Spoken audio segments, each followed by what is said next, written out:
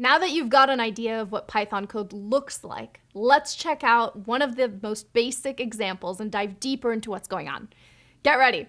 We're going to use a Python interpreter to make our computers say hello to the world. When we run this code, either locally on our machine or on a web interpreter, the words hello world appear on the screen, just like magic. Actually, it's not magic. It's because print is a Python function that writes what we tell it to on the screen.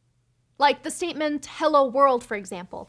The print function is part of the basic Python language. Whenever we use keywords or functions that are part of the language, we're using the programming language's syntax to tell the computer what to do.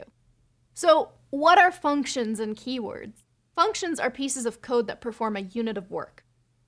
We'll talk a lot more about functions later on, and you'll even learn how to write your own. Keywords are reserved words that are used to construct instructions. These words are the core part of the language and can only be used in specific ways. Some examples include if, while, and for. We'll explain all of those and a bunch more later in the course. As we called out, the keywords and functions used in Python are what makes up the syntax of the language. Once we understand how they work, we can use them to construct more complex expressions that get the computer to do what we want it to do. Last off, notice how hello world is written between double quotation marks.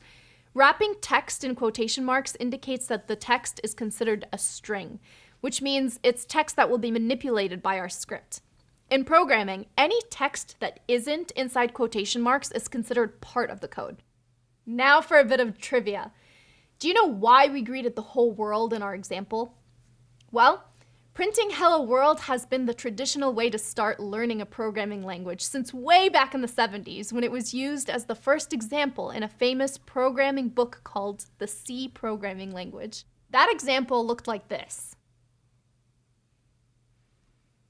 In Python, the hello world example is just one line. In C, it's 3 lines. In other languages, it could be even more. While learning to write hello world won't teach you the whole language, it gives you a first impression of how functions are used and how a program written in that language looks. Alright, now that we've written our first piece of Python code, I think you're ready for something a bit more challenging than hello world. Ready? Let's do it.